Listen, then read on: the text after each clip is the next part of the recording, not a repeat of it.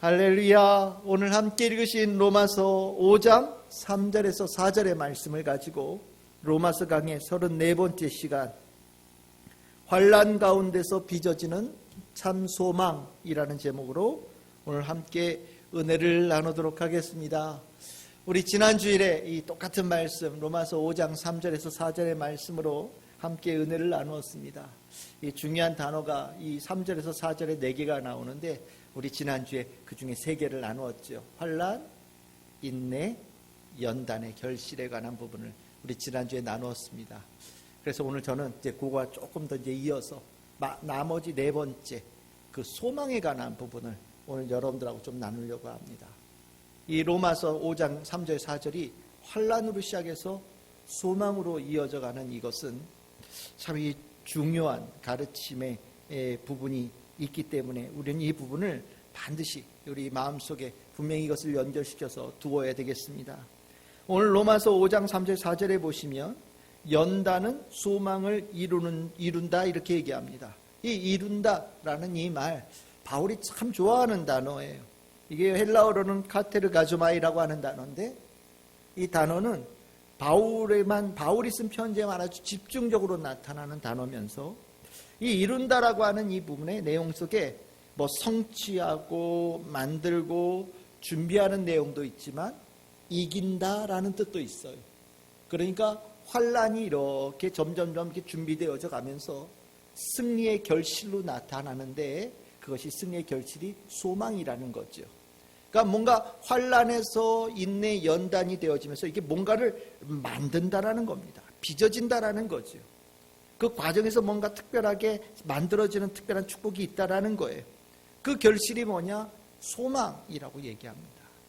우리 이런 구절 잘 알죠. 믿음, 소망, 사랑 이 3가지 참 중요하다 이런 얘기하는데 기독교 신앙에서 이 소망이 차지하는 이 비중은 정말 매우 크고 아주 중요합니다.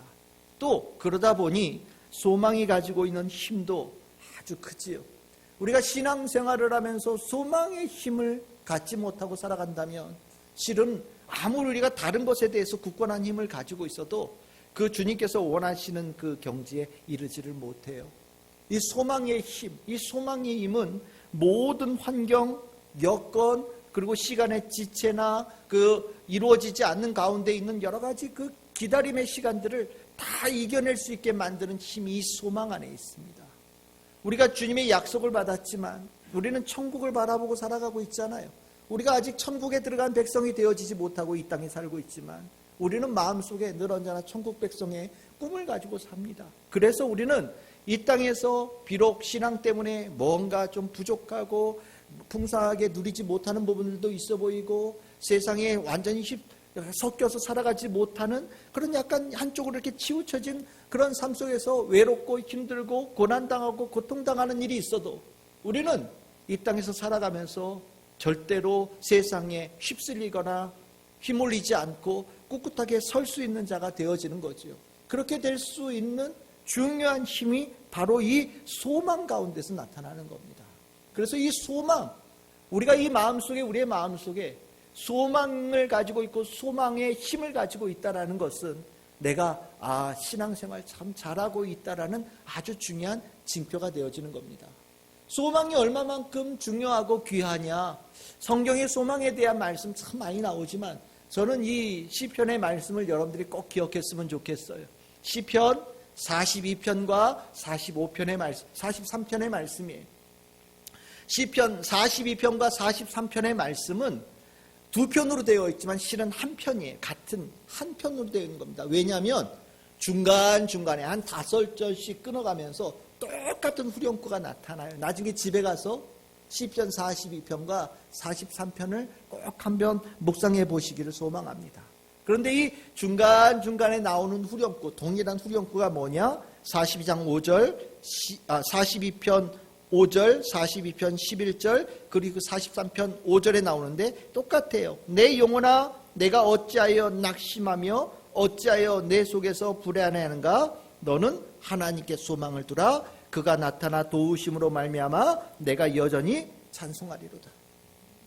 이 42편과 43편에 보면요, 이런 얘기가 나와요. 막 주변에 하나님 어디 있어? 너 믿는 거 다 가짜야. 주변에서 수도 없이 비아냥거린다라는 거죠. 때에 따라서는 세상의 거센 파도가 막 휘몰아치고 어둠 속에 갇혀 있으면서 내 마음에 불안함이 확 들어온다라는 거예요. 때로는 권세를 가진 악한 자들이 나를 압제하고 억누르면서 죽음의 위협을 하는 가운데 있는 경우들이 있다라는 겁니다. 그런데 그 가운데서도 하나님께 소망을 두는 자는 세상의 비아냥과 조롱에서도 끝까지 주님을 따를 수 있게 되어지고, 거센 파도 속에서도 하나님을 바라보는 자, 하나님을 소망하는 자는 그 파도를 뚫고 주님께 구원의 은혜를 받은 자가 되어지고, 세상에 아무리 강한 억압의 권세를 가진 자가 죽음으로 나를 위협할지라도 두려워하지 않고 끝끝내 그대로 오히려 이겨낼 수 있는 삶이 되어질 수 있다. 그 힘은 어디서 나오느냐? 소망의 힘에 있다라고 얘기하는 겁니다. 이 소망의 힘, 그래서 우리는요, 신앙생활하면서 내가 소망을 제대로 가지고 있는가에 대한 부분은 우리의 심령에 늘 돌아봐야 돼요. 내가 힘들고 어렵고 지칠 때마다 나는 늘 언제나 주님을 바라보고 주님을 향한 자가 되어야 되죠. 그래서 우리가 너무나도 잘 아는 구절, 시편 62편 5절입니다. 우리 한번 같이 읽어보겠습니다. 시작. 나의 영혼아 잠잠히 하나님만 바라라. 물은 나의 소망이 그로부터 나오는도다. 아멘. 우리가 주님을 바라보면서 주님을 소망하는 가운데에 정말 희한하게도 신기하게도 내 주변의 삶의 여건을 이겨낼 수 있는 힘이 소망하는 자에게 부어진다라는 것. 그래서 언제나 힘들고 어려울 때마다 입을 다물고 깊이 주님을 사랑하면서 주님을 잠잠히 바라는 성도가 되거라. 그러면 주님께서 그 바라는 것에 대해서 반드시 응답하셔서 빛으로, 구원으로, 생명으로, 승리로 우리에게 오신다라고 성경에서는 가르치고 있는 겁니다. 이 소망의 힘이 우리 성도들의 신앙에 굳건한 힘이 되기를 소망합니다. 그런데 이제 우리가 지난주부터 이번 주까지 환란이라는 단어와 소망을 연결시켜야죠. 이 환란에 대한, 고난에 대한 설교는 지난주에도 말씀드렸지만 쉽지 않아요. 늘 어려운 부분들이 있고, 또 이런 설교를 할 때마다 좀 더 좀 뭔가 느낌상의 느낌인지 모르겠지만 뭔가 좀 어려운 일들이 좀 더 이렇게 주변에 좀 더 많이 보이고 더 가까이 있다라는 그런 생각들이 자꾸 듭니다. 그래서 이 고난과 환란에 대한 설교는 할 때마다 아이쿠야 라는 생각을 좀 갖게 되어지죠. 근데 어떡합니까? 소망에는요, 늘 언제나 짝꿍처럼 붙어 다니는 게 있어요. 그게 뭐냐면 환란과 고난이라는 거예요. 우리가 소망의 힘으로 신앙생활하는데, 소망의 힘으로 신앙생활할 때 꼭 고난이 옆에 있어요. 소망이 있는 곳에 환란과 고난이 있고요. 또 반대로 얘기하면 환란과 고난이 있는 곳에 우리는 소망의 힘을 가져야 되는 거라는 거죠. 우리가 소망과 환란이 왜 짝으로 되어져서 나타나느냐? 그 이유는요, 소망은요, 환란과 고난 속에서 다듬어지고 빚어지기 때문입니다. 환란과 고난을 통과하지 않고 그 과정 속에서 다듬어지고 빚어지지 않으면 그 소망이 참된 소망이 되지 못하기 때문이에요. 소망이 다 같은 소망이냐? 그렇지 않아요. 소망이 다 같은 소망이 아닙니다. 소망은요, 진짜 소망도 있고요, 가짜 소망도 있어요. 참된 소망도 있고요, 헛된 소망도 있습니다. 성경에서 우리가 보면 누가 소망하느냐에 따라서 응답이 달라지는 이야기들이 나와요. 의인이 소망하면 하나님께서 들어주시고, 악인이 소망하면 하나님께서 그 소망을 멸하여 버리시는 이야기도 나오지만, 실은 더 중요한 거는 우리가 무엇을 소망하느냐가 실은 굉장히 중요한 거예요. 우리가 믿는 자가 되어져서 내가 제대로 된 걸 소망하고 사느냐, 아니면 헛된 것을 소망하고 사느냐, 이거는 굉장히 큰 차이를 가져오는 겁니다. 세속적인 소망이 있어요. 세속적인 소망은 뭐냐면 희망하고 바라는 거예요. 근데 희망하고 바라는데 이게 문제가 뭐냐? 세상 사람들이 앞으로 있을 일을 어떻게 합니까? 앞으로 무슨 일이 있을지 모른단 말이죠. 그러니까 그냥 기대하는 거예요. 내가 원하는 거를 기대하고 그것을 그냥 뭔가 이렇게 마음속에 품고 그랬으면 좋겠다라는 생각을 갖는 거예요. 이게 세상의 소망이에요. 그러다가 정말 그런 일이, 내가 원하던 일이 일어났어요. 그럼 그게 뭡니까? 그걸 행운이라고 하는 거예요. 그냥 어쩌다가 이렇게 맞아떨어진 거예요. 그냥 기다리고 있는 10개 중에 그 중에 어쩌다 그냥 한 번 딱 맞은 거죠. 마치 로또 맞춰지는 것처럼 운이 좋게 맞은 거예요. 세상의 소망은 그런 어떤 그 세상에서 뭔가 기다리고 있는 것을 바란 대로 이루어지기를 됐으면 좋겠어 라고 하는 것이 소망인 겁니다. 근데 이 소망은요 진짜 소망이 되지 못해요. 왜냐하면 환난과 고난을 통과할 수가 없어요. 세속적인 소망은요 어려움이 있으면 바로 접습니다. 아니 접을 필요도 없어요. 어려움이 오면요 그 내가 바랬던 것이 나도 모르게 내 머릿속에 싹 지워져서 이미 사라져서 없어요. 그래서 내가 뭘 바랬는지조차 머릿속에 남아있질 않습니다. 그러니까 이런 소망은 힘이 없는 소망이죠. 진짜 소망은 어디에 있느냐? 이 신앙에서 하나님께 두는 소망을 진짜 소망이라고 얘기를 해요. 이 하나님 안에서의 소망은 왜 세상의 소망과 다르냐? 하나님의 약속이 있고요. 그 약속이 반드시 성취되어질 것을 알고 있는 상황 속에서 일어나는 소망이기 때문이에요. 세속적인 소망은 뭔 일이 있을지 모르면서 그냥 기대하는 거지만 진짜 소망은요 확실히 일어날 것을 내가 알기 때문에 그것을 기다리는 거예요. 그래서 소망은요 기다림이에요. 기다림이 그 소망 가운데 중심을 이루어요. 기다리는데 그것이 진짜 소망이라는 것을 알기 때문에 우리는 어떤 모습으로 기다립니까? 힘들고 어렵고 시간이 지체돼도 인내하는 자가 되어지는 거예요. 그래서 우리는 그 기대하고 소망했던 것이 이루어질 때 어머 운이 좋았어 라고 얘기하지 않아요. 이건 나한테 온 행운이야 라고 얘기하지 않아요. 우리는 뭐라고 얘기합니까? 하나님의 응답이고 약속의 성취라고 얘기를 합니다. 마땅히 있어야 될 그 일이 내 삶에 이미 일어난 것이라고 우리는 감사하며 찬양하지요. 그리고 우리는 또 하나 참된 소망을 가진 자는 이미 그 일이 이루어질 것을 알기 때문에 우리는 그것을 전제하고 살아가요. 하나님께서 주신 약속이 이루어질 것이기 때문에 우리는 그 약속이 성취되어 온 것을 머리에 넣고 이미 내 삶은 그게 걸맞는 삶으로 살아간다라는 거죠.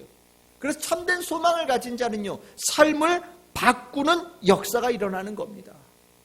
그러니까 우리는 참된 소망을 갖는 자가 되어야 돼요. 세상의 세속적인 소망, 거짓된 헛된 소망으로는 이 세상을 뚫고 나갈 방법도 없고요. 하나님께서 우리의 소망이 하나님 외에 다른 것에 두고 살아가는 것을 하나님은 원치 않으십니다. 그래서 우리의 삶에 무엇이 이 소망 가운데 계속해서 필터처럼 역할을 하느냐? 바로 고난과 환난이 우리의 삶 속에 필터처럼 작용하는 거예요. 그 고난과 환난 속에서 내가 가지고 있는 이 소망이 진짜 소망인가? 아니면 헛된 소망인가가 계속해서 부딪히면서 하나님께서는 우리들 안에 헛된 소망들을 환난과 고난 속에서 하나하나 지워버리시고 제거해버리셔서 오직 참된 소망으로 살아가는 자로 우리를 만들어가는 은혜를 베푸신다라는 거죠. 그래서 환난과 고난은요 세상에서는 힘들고 어렵고 피할 것이지만 성도들에게는 이 고난은요 참된 소망을 만들어가는 하나님의 귀한 손길이 되는 거예요. 그래서 감사함이 되어지고 우리가 지난주에 나누었던 것처럼 연단의 결실, 한마디로 축복이 이 환난과 고난 속에 함께 우리는 마음속에 두고 바라보고 누리는 자가 되어지는 것이 성도의 특권이다라고 얘기할 수 있다는 겁니다. 그러면 우리에게 다가오는 이 고난들, 이 참 소망을 분별하기 위해서 계속해서 다가오는 고난들, 이 고난들이 다 똑같은 고난이냐? 그렇진 않아요. 고난이, 우린 환난과 고난이라고 얘기할 때 그냥 한 단어로 이렇게 얘기를 하지만 실은 환난과 고난은 꽤나 다양한 고난들이 있고 그것에 따라서 우리의 대처하는 방향이 달라져야 되고 그 대처하는 방향이 달라지면서 진짜 참 소망으로 이루어져가는 길을 들어갈 수 있는 거예요. 그래서 저는 오늘 여러분들과 함께 그 부분을 좀 나누려고 그래요. 고난을 좀 몇 가지로 이렇게 구분을 하면서 그 구분 속에서 우리가 어떤 마음을 가지고 그 고난을 극복해가고 또 이겨내고 활용하고 받아들이면서 참 소망을 가진 자로 성장해 갈 것인가에 대한 부분을 오늘 여러분들하고 좀 은혜를 나누려고 합니다. 오늘 저는 개인적으로 한 3가지 정도 얘기하려고 하는데 이것 말고도 더 여러 가지로 분류할 수 있겠지만 이 정도 범주면 대체적으로 고난에 대한 범주를 좀 이야기할 수 있겠다는 생각이 듭니다. 첫 번째 범주는 뭐냐? 우리가 너무나도 잘 아는 거죠. 잘못해서 우리가 잘못하는 가운데 하나님께서 우리를 훈육하고 양육하시는 과정에서 내리시는 고난이에요. 잘못할 때 하나님께서 내리시는 고난입니다. 이건 우리가 하나님의 사람이기 때문에 일어나는 거예요. 지금 제가 여기서 말씀드리는 고난은 하나님의 사람에게 일어나는 고난을 얘기하는 겁니다. 하나님 없이 살아가는 자, 죄로 인하여서 저 그냥 살아가는 자들의 고난은 제외하고 하나님의 사람으로서 살아갈 때 일어나는 고난을 얘기하는 거예요.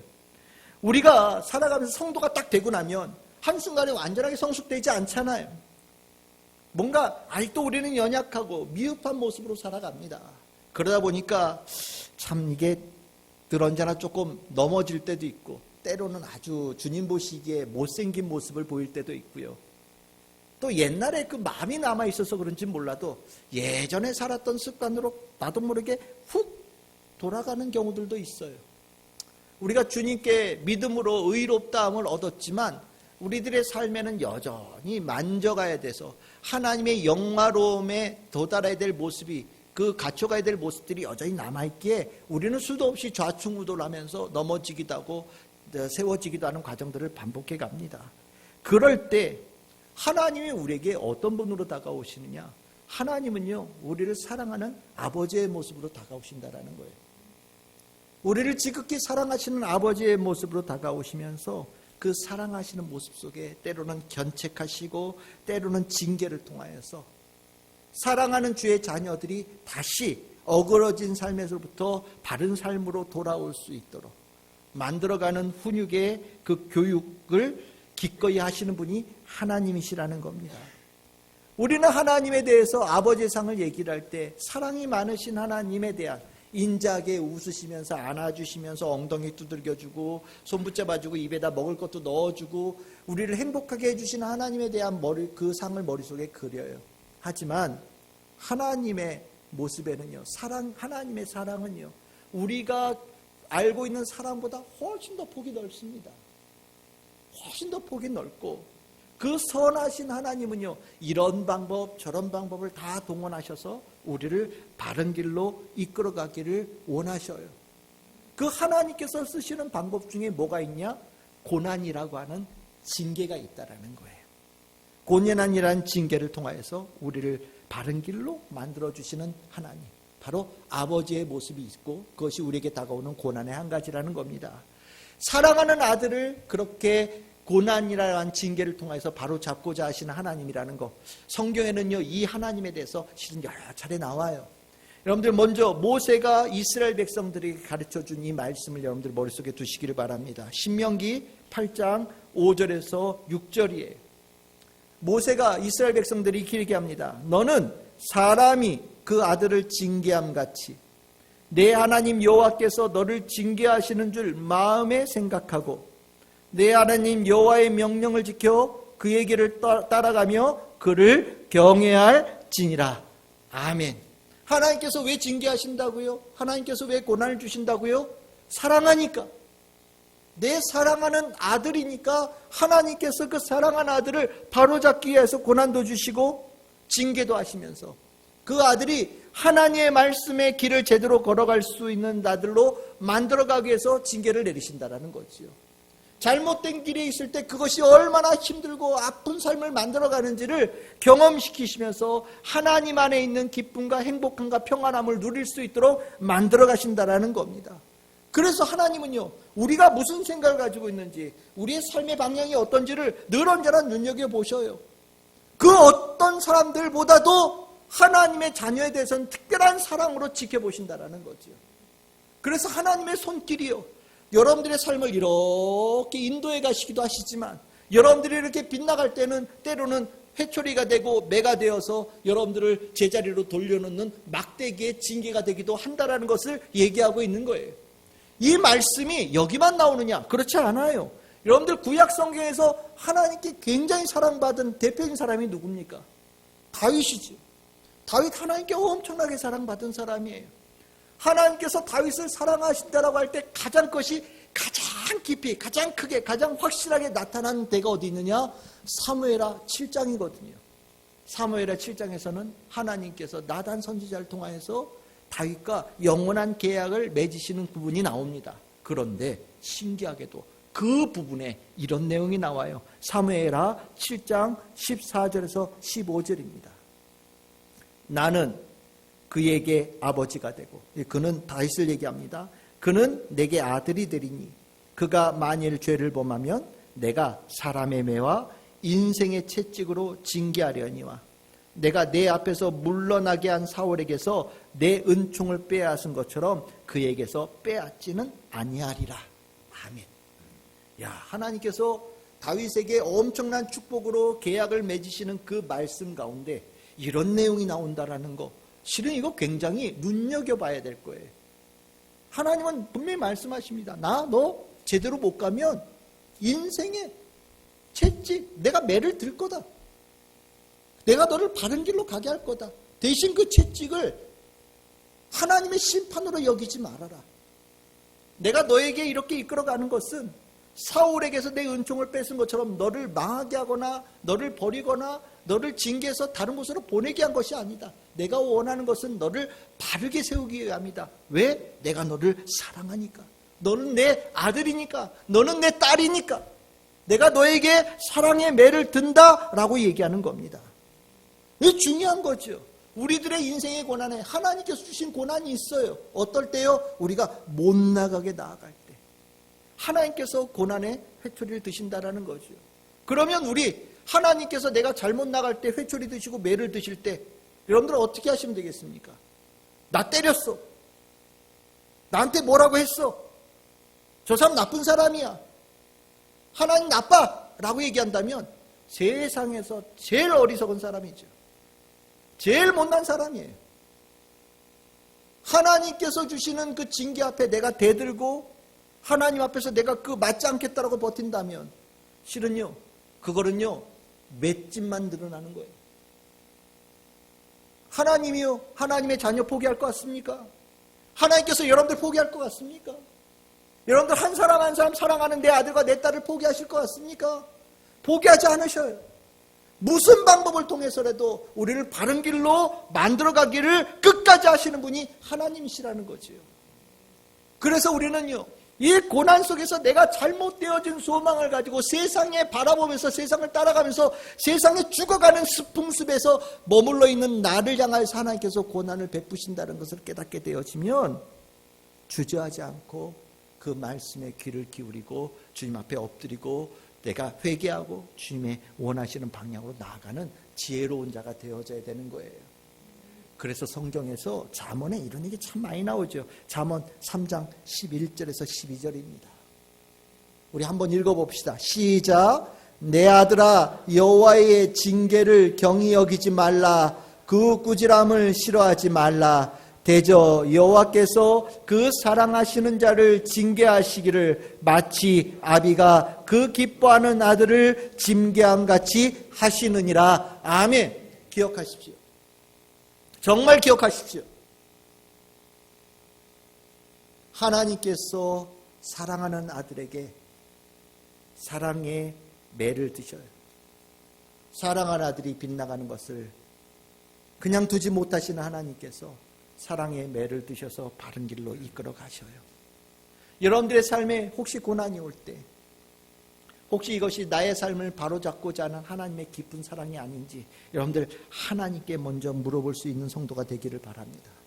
그리고 만약에 여러분들의 심령에 내 삶에 잘못되어진 것으로 하나님께서 보내시는 고난이라는 분명한 신호가 느껴지거든, 그 자리에서 불필요한 것을 온전하게 제거하고 하나님 앞에 순종하는 자로 세워져 가기를 바랍니다.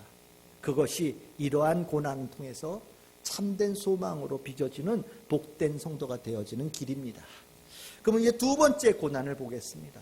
두 번째 고난도 하나님께로부터 오는 고난이에요. 근데 이 고난은 조금 달라요. 아까 처음에 봤던 고난은 징계 같은 고난인데 두 번째 우리에게 오는 고난은 징계가 아니라 오히려 훈장에 가깝습니다.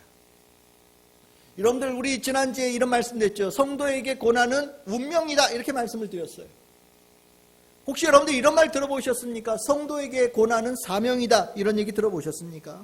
다 같은 내용이지만 실은 이 내용 중요한 거예요. 우리가 어떤 사람이냐? 고난 속에서 인내하도록 사명을 받은 사람이 우리 크리스찬이라는 겁니다. 왜 우리가 고난 속에서 인내합니까? 다시 얘기하면 뭐기 때문에요? 우리에게 맡겨진 사명이기 때문이에요. 여러분들 사명으로서의 고난은요, 징계로서의 고난하고는 좀 달라요. 완전히 다른 거예요. 겉모양은 비슷한데 속 내용은 완전히 다릅니다. 징계로서의 받는 고난은 내가 뭔가 바꿔가야 될 부분이지만 훈장으로서의 고난은요, 더 힘차게 그 고난을 인내하고 짊어지는 길로 나아가야 되는 거예요. 이게 다른 겁니다. 여러분들 주의 일하는 사람, 하나님께서 일을 할 만한 사람에게 일을 맡기시거든요. 하나님께서 맡기시는 일이 뭐라고 생각하십니까? 하나님께서 맡기시는 일은요, 뭐 사람 앞에서 의수되고 힘을 내고 뭐 멋있게 보이고 뭐 이런 거라고 생각할지 모르지만 아니에요. 하나님께서 일을 맡기실 때 그 일은요, 하나님께서 다른 사람들을 위해서 짐을 짊어주라고 맡기시는 일이고요.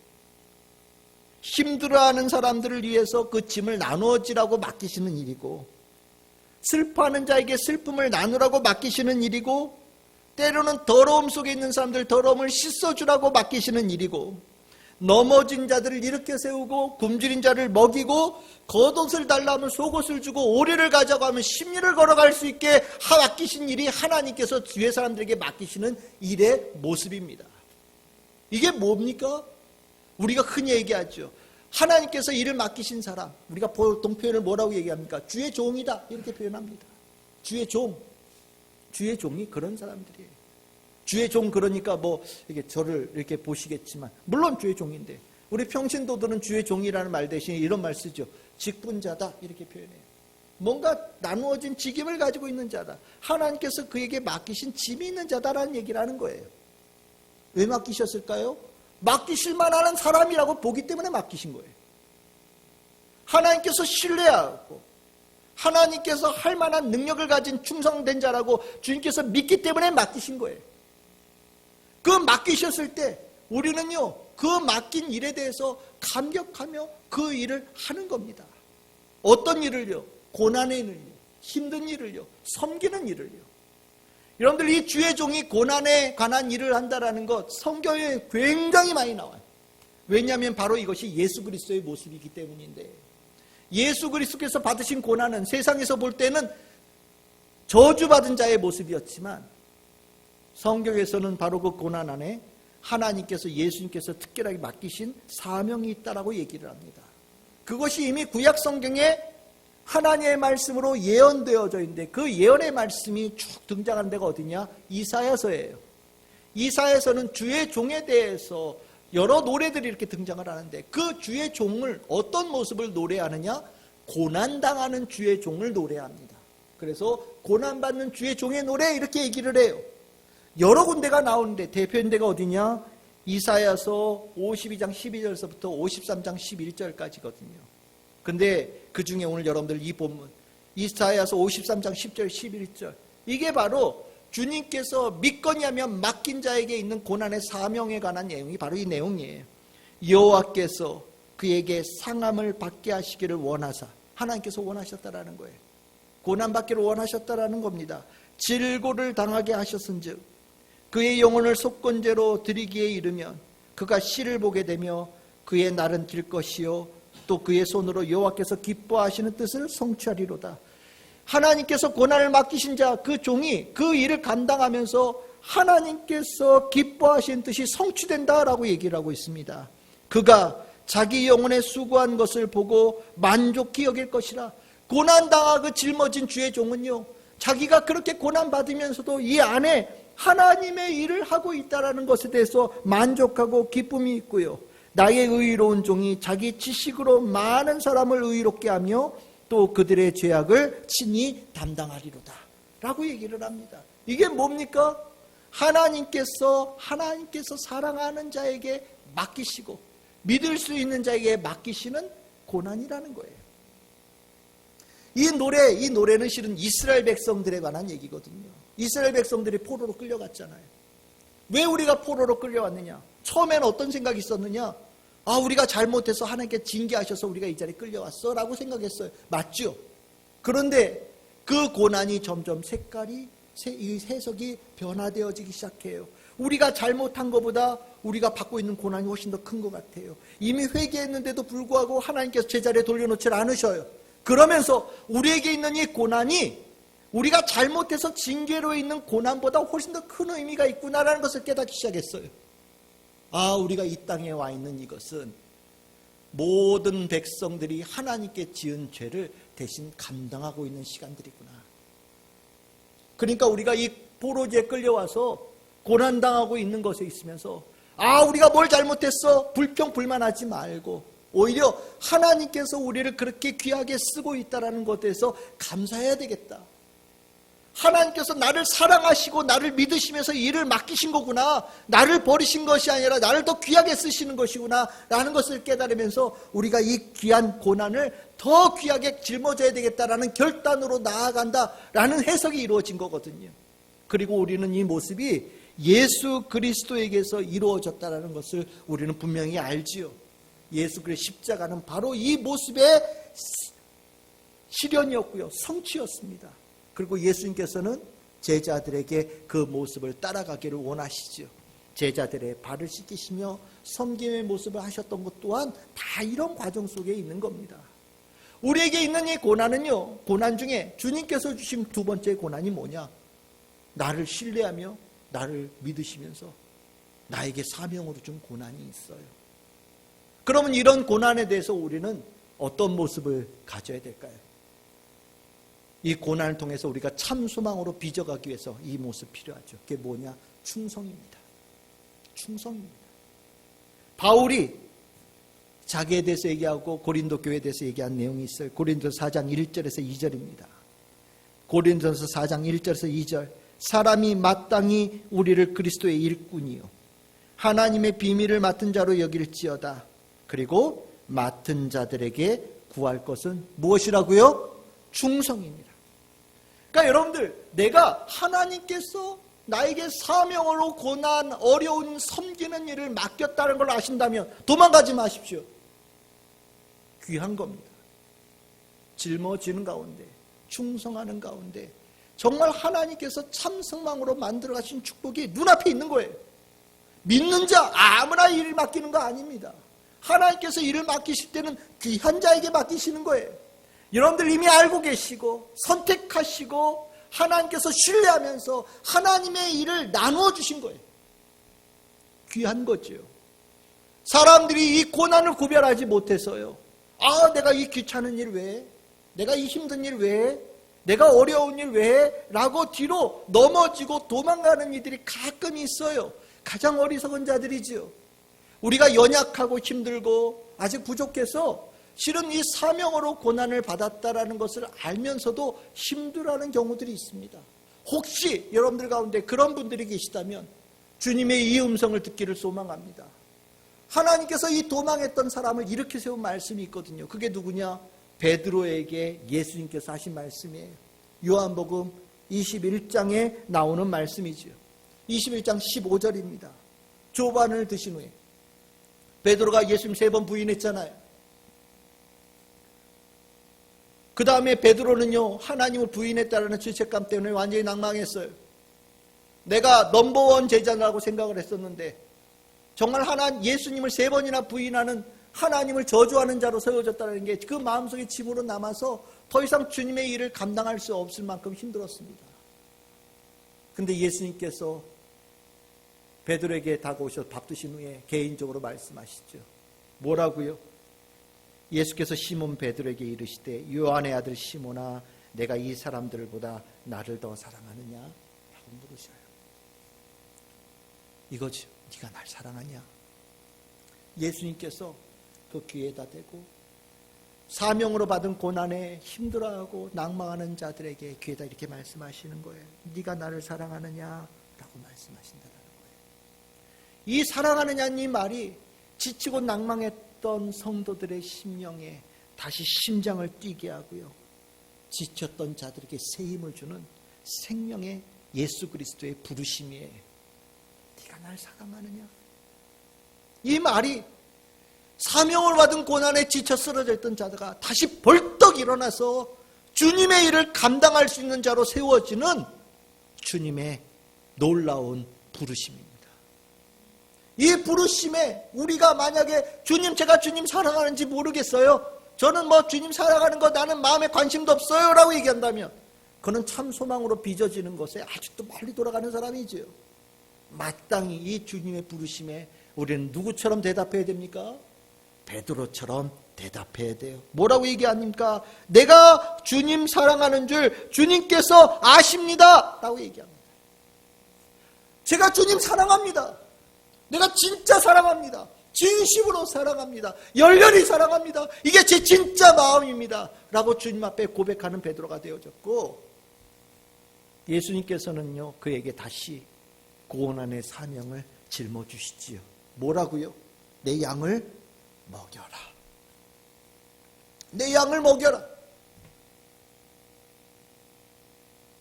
이게 우리가 가져야 될 신명이에요. 주님께서 고난을 받은 사명, 누군가는 잘하고 나고 있는 사람이 있어요. 충성하십시오. 끝까지 충성하십시오. 혹 여러분들 힘든 이들이 있습니까? 기억하십시오. 주님 앞에 여러분들 사랑한다라고, 네가 날 사랑하느냐라고 주님께서 여러분들의 귀에 말씀하실 때 제가 주님 사랑합니다라고 응답하는 성도가 되기를 바랍니다. 주님의 사랑과의 하나가 되어질 때 여러분들 안에 참 소망이 빚어지는 귀한 축복이 풍성하게 열려지는 은혜가 임함을 믿습니다. 세 번째 고난입니다. 세 번째 고난은 첫 번째와 두 번째 고난과 조금 결이 달라요. 세 번째 고난은 하나님이 주시는 고난이 아니라 사단이 주는 고난입니다. 왜 이런 고난이 오느냐? 우리가 하나님 편에 있기 때문입니다. 그래서 이런 고난을 종말론적인 고난이고 영적인 고난이라고 얘기를 합니다. 여러분들, 우리가 성도는요 육적이고 눈에 보이는 세상이 다가 아니라는 것을 우리는 이미 알고 있는 사람들이에요. 영적인 세계가 있고요, 또 이 시기는 지금 말세고요. 이 말세라고 하는 것은 종말론적인 시대인데 하나님과 하나님의 대적자의 치열한 싸움이 이루어지고 있는 시대가 이 종말의 시대의 말세라고 하는 시대입니다. 세상이 두 편으로 싸워서 나뉘어지고 싸우고 있는 거예요. 우리는 그 가운데 하나님 편에 선 사람들이에요. 예수님 편에 선 사람들이에요. 성령님 편에 선 사람들입니다. 그래서 우리는 주님을 믿는 그 순간 하나님의 대적자인 사단에게 공격의 대상이 되어져 있어요. 그래서 사단은요 우리를 공격하고 그 공격이 우리들의 삶에 고난으로 나타납니다. 실은 사단이 예수님, 하나님, 성령님, 예수 믿는 자, 하나님 믿는 자를 공격한다는 거 성경에 수도 없이 나오죠. 그리고 그로 인하여서 고난이 있다는 얘기가 수도 없이 나옵니다. 대표적으로 일단 예수님부터 괴롭혔죠. 볼 것도 없어요. 예수님께서 세례 받으신 이후에 광야로 나가셨을 때 제일 먼저 찾아와서 예수님 괴롭힌 존재가 사단이지요. 마가복음 1장 12절 13절입니다. 사단에게 시험을 받으셨다. 고난을 받으셨다라는 겁니다. 40일 동안 금식하는 예수님에게 사단이요 40일 동안 내내 쫓아다닌 거예요. 계속 쫓아다니면서 괴롭히는 겁니다. 아니 40일 동안 물도 안 마시고 먹을 것도 안 마시고 기도하면서 정말 자신의 모든 생명을 다 짜내서 주님 앞에 기도하고 있는 그 시간, 얼마나 힘든 시간입니까? 근데 사단은요 40일 내내 와서 예수님을 괴롭히는 거예요. 이게 사단이에요. 예수님께서 십자가를 지러 가는 그 길도 그렇게 막아서려고 수많은 사람들을 동원해서 괴롭히죠. 대표적으로 누가 있었냐? 베드로가 있었죠. 예수님께서 십자가 지러 간다니까 베드로가 막아서잖아요. 그랬더니 예수님께서 하신 말씀이에요. 마가복음 8장 33절입니다.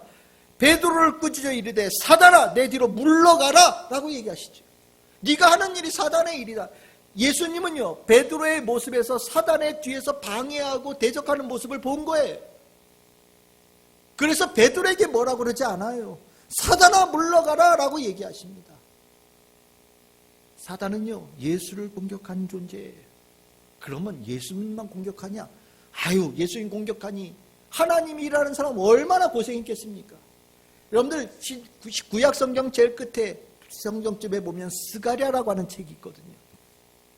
스가랴의 어떤 책이냐? 두 번째 성전이 세워지고 포로지에서 돌아서 두 번째 성전이 세워지는 책이에요. 두 번째 성전을 세우기 위해서 정말 아무것도 빈털터리 사람들이 성전을 세우려고 얼마나 고생했는지 몰라요. 그 고생한 사람의 대표인 사람이 누구냐? 여호수아라고 하는 대제사장이 있었거든요. 하나님은요, 성령님을 통하여서 주의 천사를 통하여서 주의 성전을 재건할 수 있도록 열심히 도우셨어요. 그런데 그 옆에 딱 붙어있는 존재가 있었죠. 그게 누구냐? 사단이에요. 스가랴서 3장 1절입니다. 이렇게 얘기합니다. 대제사장 여호수아는 여호와의 천사 앞에 섰고 사단은 그의 오른쪽에 서서 그를 대적하는 것을 여호와께서 내게 스가랴 선지자에게 보이셨다라고 얘기를 해요. 참 신기하죠. 하나님이라고 주의 천사를 보내서 성령을 통해서 열심히 돕고 있는데 그 옆에 딱 누가 있다고요? 사단이 딱 있더라는 거예요. 왜? 방해하려고. 그거를 스가랴 선지자의 눈에 딱 보여주셨다라는 거예요. 이게 현실이라는 겁니다. 우리가 종말론적이다, 말세다라고 하는 이유가 뭐냐? 여러분들 옆에 항상 붙어 있어요. 1대1로 붙어 있어요. 그 1대1로 붙어 있으면서 계속 공격하고 방해하고 힘들게 하고 그렇게 주님의 사람을 들들 볶는 존재가 붙어 있다라는 거예요. 이게 영적이고 말세의 증거입니다. 이거 당한 존재가 있잖아요. 여러분들 잘 아시죠? 욥이죠. 욥. 잘 살고 있었어요. 하나님 잘 믿고 있었어요. 그런데 사단이 하나님께 가서 그 욥에 대해서 나쁜 말로 막 이렇게 거짓으로 고합니다. 그걸 이제 성경이, 옛날 성경이 이걸 뭐라고 표현했냐? 참소한다라고 표현했었어요. 그래서 욥기 1장 8절 11절 보시면 까닭없이 하나님 믿겠습니까? 많이 주셨으니까 믿지요. 다 뺏어가면 안 믿을 겁니다. 뺏어가 보세요. 분명히 쓰러질 겁니다. 하나님의 사람이 잘 서가는 거를 꼴을 못 봐요. 사단이 그래요. 왜 이럴까요? 하나님으로부터 떠나게 하려고요. 하나님으로부터 떠나게 하려고요. 하나님 편에 서 있는 자가 하나님께 등 돌리고 다시 사단에게 붙게 하려고요. 그래서 사단은요, 모든 것을 동원해서 고난을 줍니다. 괴롭히는 거예요. 들들 볶아요. 하루도 빠지지 않고요. 이게 우리가 살아가고 있는 현실이에요. 믿는 자에게 있는 또 하나의 고난의 방향이라는 겁니다. 이러니 주님께서 우리에게 맡긴 고난도 운명인데요. 하나님 믿고 예수님을 믿어서 사단에게 받는 고난도 이렇게 보면 운명이 되는 거예요. 죽을 때까지 떠날지 않는 거죠. 그러면 사단이 주는 고난은 하나님께서 주셨던 고난과 완전히 다르잖아요. 그러니까 대응이 달라야 돼요. 하나님께 주신 고난, 징계로서의 고난은 하나님께 무릎 꿇고 회개해야지요. 내가 사명으로 받은 고난은 끝까지 고난을 짊어지고 충성해야지요. 그치요? 주님 사랑한다고 고백하며 뚫고 나가야 되죠. 근데 이 고난은요, 달라요. 사단이 주는 고난은 어떻게 되냐? 싸워 이겨야 돼요. 피하거나 도망하거나 등을 돌리면 안 돼요. 이 싸움은 져서는 안 되는 싸움이에요. 제가 그래서 늘 얘기하잖아요. 다른 싸움은 저도 괜찮아요. 가위바위보 저도 괜찮아요. 팔씨름 저도 괜찮아요. 도로에서 뭐 속도 경쟁 누가 더 빨리 가냐? 천천히 가도 괜찮아요. 누가 돈이 많냐? 주머니 이렇게 뒤져서 돈 내놓고 많은 사람이 이기는 거 저도 괜찮아요. 다 괜찮아요. 누구는 승진 빠르고 여러분들 승진 늦고 그런 싸움 저도 괜찮아요. 그런데요, 믿음의 싸움은 지면 안 돼요. 이거는요, 영혼의 죽고 사는 문제가 여기 달려 있어서 그래요. 맞서 싸워야 되는 거예요. 그런데 걱정하지 마십시오. 100% 이겨요. 100% 이겨요. 사단이 아무리 세게 굴어도요, 100% 이기게 되어져 있어요. 왜요? 우리가 믿는, 내가 믿는 예수님, 내가 예수님 편에 있기 때문이에요. 예수님은요, 사단을 100% 이기셨어요. 그 선언 제가 참 좋아하죠. 요한복음 16장 33절이요. 우리 같이 읽어봅시다. 시작. 이것을 너희에게 이르는 것은 너희로 내 안에서 평안을 누리게 하려 함이라. 세상에서는 너희가 환난을 당하나 담대하라. 내가 세상을 이겼노라. 아멘. 이 말씀 아시겠죠? 평안하거라. 사단과 싸움하면서 질까봐 걱정하고 그러지 말아라. 피해볼까봐 두려워하지 말아라. 걱정하지 말아라. 100% 이겼다라는 거예요. 그러니까 이 종말의 때에는 무슨 일이 나겠습니까? 사단이 완전히 쫓겨나가죠. 사단이 완전히 그 세력을 잃는 때가 주님께서 재림하시는 그날이에요. 그래서 그 요한계시록 12장 10절 11절 보시면 이렇게 합니다. 그리스도의 권세가 나타나시니 우리 형제를 참수하던 자 누구겠습니까? 사단마귀죠. 사단마귀 어떻게 된다고요? 쫓겨난다. 완전히 쫓겨난다. 그리고 우리 형제들이 어린 양의 피와 자기들이 증언하는 말씀으로 그를 이겼다라고 얘기를 하고 있고, 그들은 죽기까지 자기들의 생명을 아끼지 아니하고 고난을 참아낸 성도들이다, 이렇게 얘기합니다. 여러분들이 이 말씀을 아멘으로 소망하시기를 바랍니다. 사단이 주는 싸움에서 예수 그리스도가 이겼다는 것을 알고 맞서 싸우는 자는요, 진짜 예수 그리스도를 향해서 참된 소망을 가진 자로 살아가는 아주 중요한 모습을 갖게 되는 거예요. 주님께서 이기셨어요. 여러분들도 이겨요. 왜? 여러분들 예수님 편이니까. 이게 우리의 참된 소망의 아주 중요한 모습이 되는 거예요. 사단이 우리가 방해하면 방해할수록 우리는 준비하면 되는 거예요. 우리는 사단이 우리를 방해할 줄 알고 있어요. 그러니까 우리는 방비해야 되는 거예요. 바울은요, 이 방비해야 되는 것을 이렇게 표현했었어요. 여러분들 너무나도 잘 아시는 겁니다. 뭘 입으라고요? 하나님의 전신갑주를 입어라. 하나님의 전신갑주를 입어라. 왜요? 사단이 공격하는 걸 알고 있으니까. 사단이 방해하는 걸 알고 있으니까 우리는 준비하면 된다. 그런데 뭘 준비해요? 돈 준비해요?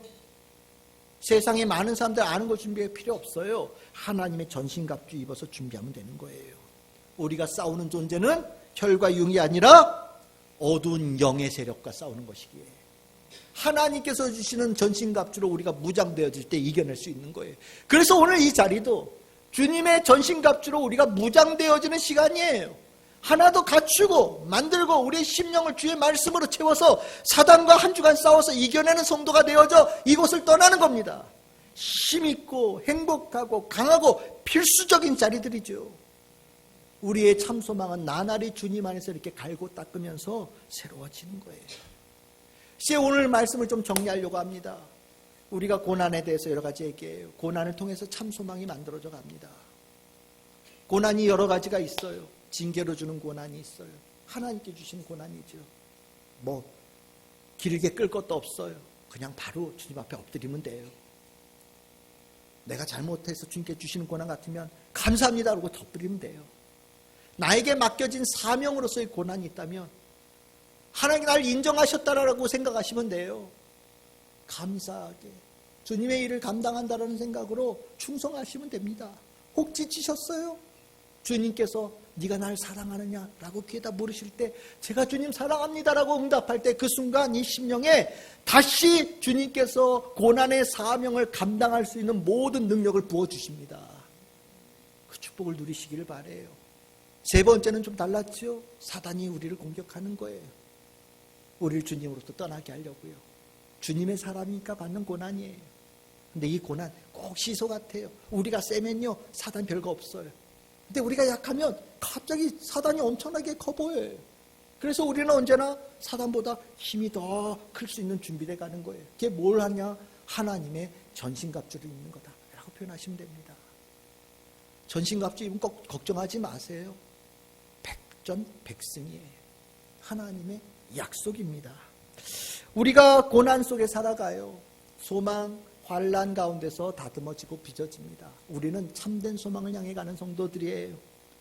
그러니 여러분들의 마음속에 환난 속에서 근심 걱정이 일어날 수 있겠지만 여러분들 참된 소망으로 그 고난과 환난 속에서 근심 걱정이 떠나가고 주께서 주시는 평안함과 기쁨으로 채워지는 귀한 경험들을 여러분들 날마다 채워갈 수 있는 성도들 되기를 바랍니다. 그것이 우리에게 있는 축복이에요. 그래서 우리는 환난도 축복이고 고난도 축복이다라고 얘기할 수 있는 겁니다. 오늘 앞서 보았던 말씀 시편 42편 43편의 말씀, 이 말씀이 오늘 로마서 5장 4절에서 3절의 4절의 말씀과 더불어서 여러분들의 심령에 깊이 새겨지는 말씀 되기를 소망합니다. 오늘 저는 이 말씀 여러분들과 함께 읽으면서 오늘 설교를 마치고자 합니다. 이 말씀 주님의 말씀입니다. 함께 읽겠습니다. 내 영혼아 내가 어찌하여 낙심하며 어찌하여 내 속에서 불안해하는가? 너는 하나님께 소망을 두라. 그가 나타나 도우심으로 말미암아 내가 여전히 찬송하리로다. 아멘.